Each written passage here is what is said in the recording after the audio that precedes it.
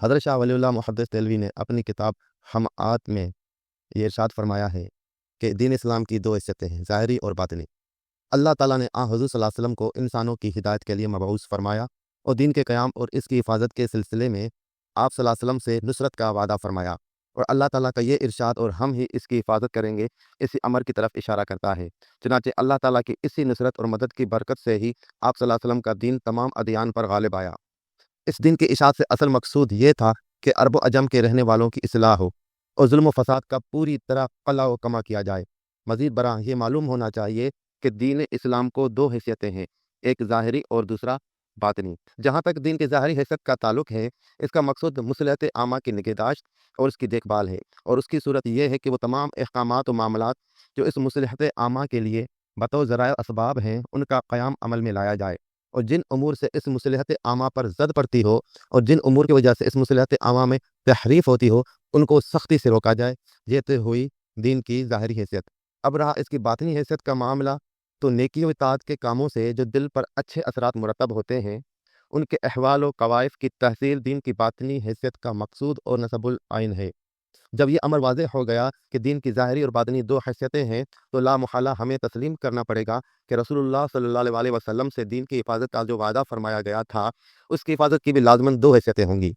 اس کی تفصیل یوں ہے کہ جب حضور صلی اللہ علیہ وسلم کا انتقال ہوا تو ان سے حفاظت دین کا جو وعدہ کیا گیا تھا، آپ صلی اللہ علیہ وسلم کی وفات کے بعد اس وعدہ کی حفاظت کی دو شکلیں پیدا ہوئیں۔ وہ بزرگ جن کو اللہ تعالیٰ نے شریعت کی حفاظت کی استعداد دی تھی، وہ تو دین کی ظاہری حیثیت کے محافظ بنے۔ یہ فقہا، محدثین، نمازیوں اور قاریوں کی جماعت ہے۔ چنانچہ ہر زمانے میں یہ جماعت مصروف عمل نظر آتی ہے۔ دین کی تحریف کی اگر کہیں سے بھی کوشش ہو تو یہ لوگ اس کی تردید میں اٹھ کھڑے ہوتے ہیں، اور نیز تعلیم و ترغیب کے ذریعے بزرگ مسلمانوں کو علوم دین کی تحصیل کی طرف متوجہ کرتے ہیں، اور انہی میں سے ہر 100 سال کے بعد ایک مجدد پیدا ہوتا ہے جس کے ذریعے دین کی تجدید ہوتی ہے۔ ہم چونکہ یہاں اس مسئلے کی تفصیل مقصود نہیں، اس لیے صرف اس اشارے پر اکتفا کرتے ہوئے ہم آگے بڑھتے ہیں۔ دین کے محافظین کا دوسرا گروہ وہ ہے جس سے اللہ تعالیٰ نے باطن دین کی حفاظت کی، جس کا دوسرا نام احسان ہے۔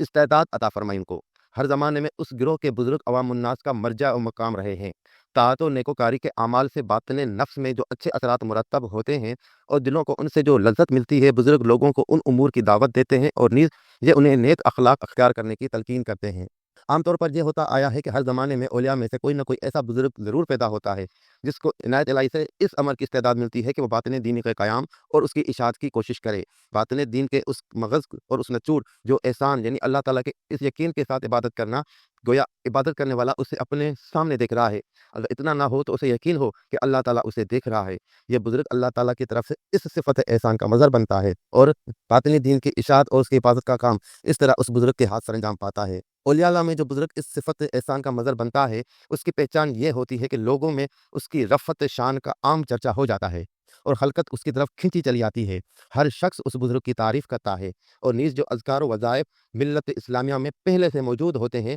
اس میں سے ہی بعض ایسے اوراد و اشغال اس بزرگ کے دل پر اللہ تعالیٰ کی طرف سے بذریعہ الہام نازل ہوتے ہیں کہ جس قوم میں یہ بزرگ پیدا ہوتا ہے، اس قوم کے دلوں کو ان اوراد و اشغال سے فطری مناسبت ہوتی ہے۔ چنانچہ اسی وجہ سے اس بزرگ کی صحبت اور باتوں میں جذب تاثیر کی غیر معمولی قوت پیدا ہو جاتی ہے، اور اس سے ہر طرح کی کرامات ظاہر ہوتی ہیں۔ غرض کا یہ بزرگ کشف و اشراف کے ذریعے لوگوں کے دلوں کے حال معلوم کر لیتا ہے، اور اللہ تعالیٰ کی مدد اور قوت سے دنیا کے عام معمولات میں تصرف کرتا ہے، اور اس کی دعائیں بارگاہ الہی میں مقبول ہوتی ہیں، اور اس قبیل کی اور کرامات اس کی ہمت و برکت سے مارد وجود میں آتی ہیں۔ اس کا نتیجہ یہ ہوتا ہے کہ مریدوں اور طالبوں کی ایک کثیر جماعت اس بزرگ کے ارد گرد جمع ہو جاتی ہے، اور یہ بزرگ باطن کی تہذیب اور اس کی اصلاح کے لیے اوراد و اشغال کو نئے سرے سے ترتیب دیتا ہے۔ یہاں سے اس بزرگ کے خانوادہ طریقت کی بنیاد پڑتی ہے اور لوگ اس کے مسلک پر چلنے لگتے ہیں۔ اس خانوادے کی تاثیر و برکت کا یہ عالم ہوتا ہے کہ طالب اور مرید بہت جلد اس مسلک کے ذریعے اپنی مراد کو پہنچ جاتے ہیں۔ اس خانوادے سے جو شخص خلوص رکھتا ہے اور اس کی مدد کرتا ہے، تائید کرتا ہے، وہ تو دنیا میں فائز و کامیاب ہوتا ہے، اور جو اس خانوادے کا برا چاہے وہ ناکام و خاسر ہوتا ہے۔ عوام تو عوام، خواص کے دلوں میں بھی اس خانوادے کو ماننے والوں کی ہیبت چھا جاتی ہے، اور نیز یہ بھی ہوتا ہے کہ اللہ تعالیٰ کی طرف سے کچھ ایسے اسباب پیدا ہو جاتے ہیں، اور اس کی قدرت، الہام اور احالہ۔ احالہ کا مطلب ہے صلاحیت ختم ہو جانا، جیسے آگ جلاتی ہے وہ جلانا چھوڑ دے تو اس کو احالہ کہیں گے۔ احالہ کے ذریعے نظام کائنات کے عام معمولات میں کچھ اس طرح تصرف کرتی ہے کہ لوگ اس خانوادے کے مطیع و منقاد ہو جاتے ہیں۔ بس صورتحال اور اس خانوادے کی سطوت اور برکت ایک عرصے تک چلتی رہتی ہے، لیکن ایک زمانہ گزرنے کے بعد جب عنایت الہی کسی دوسرے شخص پر متوجہ ہوتی ہے اور اسے اپنے فیوز و برکت کا مرکز بناتی ہے تو یہاں سے ایک خانوادے کی بنیاد پڑتی ہے۔ چنانچہ جب نیا خانوادہ مارد وجود میں آتا ہے تو اس وقت پہلے خانوادے کی حالت ایسی ہو جاتی ہے گویا ایک جسم ہے جس میں کوئی روح نہیں رہی،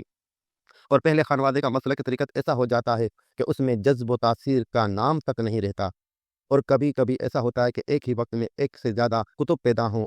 اور وہ اس طرح کے ہر ملک میں ایک ایک الگ کتب ہو۔ باقی رہا کسی خانوادے میں جذب و تاثیر کا پایا جانا، بات یہ ہے کہ اس میں اس خانوادے کی کوئی ذاتی خصوصیت کا عمل دخل تو نہیں ہے۔ جذب تاثیر تو محض اللہ تعالیٰ کی عنایت ہے۔ جب تک کوئی خانوادہ اللہ تعالیٰ کی عنایت کا مرکز اور موضوع رہتا ہے، جذب و تاثیر اس میں رہتی ہے، لیکن جب اللہ تعالیٰ کی عنایت کا رخ بدل جاتا ہے تو پھر اس خانوادے سے جذب و تاثیر ختم ہو جاتی ہے۔ اس کو یوں سمجھ لیجئے کہ ایک تالاب ہے جس میں کہ ستاروں کا عکس پڑ رہا ہے۔ آپ تالاب کے پانی کو 1000 بار بدلیے، ظاہر ہے کہ اس سے ستاروں کے عکس پر تو کوئی اثر نہیں پڑے گا۔ الغرض جذب و تاثیر کے معاملے میں اصل چیز تو اللہ تعالیٰ کی عنایت اور توجہ ہے، اور خانوادے تو اپنے اپنے وقت میں صرف اس اللہ تعالیٰ کی عنایت کے توجہ کے مرکز اور اس کا اعلیٰ کار بنتے ہیں۔ ایک مخصوص زمانے میں ایک مخصوص خانوادہ اللہ تعالیٰ کی عنایت کا مرکز ہوتا ہے، اور یہی وہ راز ہے جس کی وجہ سے ہم دیکھتے ہیں کہ ہر زمانے میں جو بھی قطب ہوا، خود اس کی زبان سے، اس کے مریدوں کی زبان سے اکثر ایسی باتیں نکلتی ہیں جن سے یہ مراد ہوتا ہے کہ ان کا ہی خانوادہ سب خانوادوں سے اعلیٰ ہے اور مقدم ہے، اور اللہ سے قرب اور وصل حاصل کرنے کا بس صرف یہی ایک مسلک اور یہی ایک راستہ ہے۔ اس زمن میں ہم اوپر جو کچھ کہہ آئے ہیں اور عنایت الہی کے متعلق ہم جو ابھی تک بتا چکے ہیں کہ کس طرح ایک وقت میں ایک خاص خانوادہ اس کا مرکز اور مظہر بنتا ہے، اگر یہ امور پیش نظر ہوں تو بآسانی یہ بات سمجھ میں آ سکتی ہے کہ یہ بزرگ سب کے سب اپنے دعووں میں سچے تھے۔ ظاہر دین کے ساتھ ساتھ باطن دین کا تذکرہ کے لیے بھی عنایت الہی برابر انتظام فرماتی رہی ہے۔ چنانچہ جس طرح شریعت کے مجددین پیدا ہوتے رہتے ہیں، اس طرح طریقت کے بھی ابھی تک بہت سے خانوادے ہو چکے ہیں اور بہت سے اس وقت بھی موجود ہیں، اور امید ہے بعد میں بھی ان کا سلسلہ جاری رہے گا۔ ان سب کا احاطہ کرنا منظور نہیں ہے۔ ان میں سے بعض خانوادے تو ایسے ہیں کہ انہوں نے پرانے خانوادوں کی جو بے نشان ہو چکے تھے عز سرنو تجدید کر دی، اور بعض ایسے ہیں کہ انہوں نے کئی ایک خانوادوں کو جمع کر کے ایک خانوادے کی شکل دے دی، اور بعض نے نئے سرے سے مستقل خانوادوں کی بنیاد رکھی۔ گو خرقہ اور بیعت سے وہ پہلوں سے منسلک رہے۔ اب یہ مسئلہ کہ کل کتنے خانوادے ہیں، اس کے بارے میں لوگوں میں اختلاف پایا جاتا ہے۔ بعض لوگ 14 خانوادے بتاتے ہیں، جن میں سے سب سے مشہور زیدی، ایازی، اوہمی، حبیری، چشتی، جنیدی اور گازردنی ہیں، اور بعض کے نزدیک کل خانوادے 12 ہیں۔ ان میں سے 10 تو مقبول ہیں اور باقی 2 مردود ہیں۔ ان 10 میں سے مشہور حکمیہ، محاسبیہ، حقیقیہ، نوریہ، تیفوریہ۔ الغرض ایک زمانے تک تو یہی خانوادے رہے۔ اس کے بعد ایک وقت آیا کہ ان کے علاوہ دوسرے خانوادے پیدا ہو گئے، مثلا جامعہ، قادریہ، اکبریہ، سہروردیہ، کبرویہ، ویسویہ اور خانوادہ خواجگان۔ سرزمین ہند میں چشتی طریقے کو حضرت معین الدین اجمیری نے عز سر نو زندہ فرمایا، اور ان سے خانوادہ معینہ چلا، اور خانوادہ خواجگان سے نقش بندی سلسلہ چلا، اور نقش بندی سلسلے سے آگے چل کر حضرت عبید اللہ احرار سے احراروی خانوادہ بنا۔ اس کے بعد جو جو زمانہ گزرتا گیا نئے نئے خانوادے معارض وجود میں آتے گئے، جیسے شیخ عبد القدوس کنگوئی سے قدوسی سلسلہ نکلا، شیخ محمد غوث گوالیاری سے غوثیہ طریقہ چلا، خانوادہ باقیہ جو خواجہ باقی باللہ سے منسوب ہے، اور احمدیہ خانوادہ جس کے بانی شیخ احمد سرخندی ہیں، اور خانوادہ آدمیہ جو شیخ آدم بنوری کی طرف منسوب ہے، اور علیہ جس کا سلسلہ امیر ابو الاعلیٰ سے چلتا ہے۔ ان خانوادوں کے علاوہ اور بھی بہت سے خانوادے معارض وجود میں آئے، جن میں بعض تو اس وقت موجود ہیں اور بعض کا کوئی بھی نشان نہیں ملتا۔ تو ہم نے ابھی آپ کے سامنے شاہ اللہ محدث کتاب سے ایک باب عرض کیا، جس میں انہوں نے تصوف کے متعلق بیان دیا، اور دن کی ظاہری و باطنی حیثیت پہ انہوں نے ایک تھوڑا سا ایک بحث پیش کیا۔ یہ ان کی کتاب حما سے ہم نے پیش کیا ہے۔ وآخر دعوانا ان الحمد للہ رب العالمین، جزاک اللہ خیرہ۔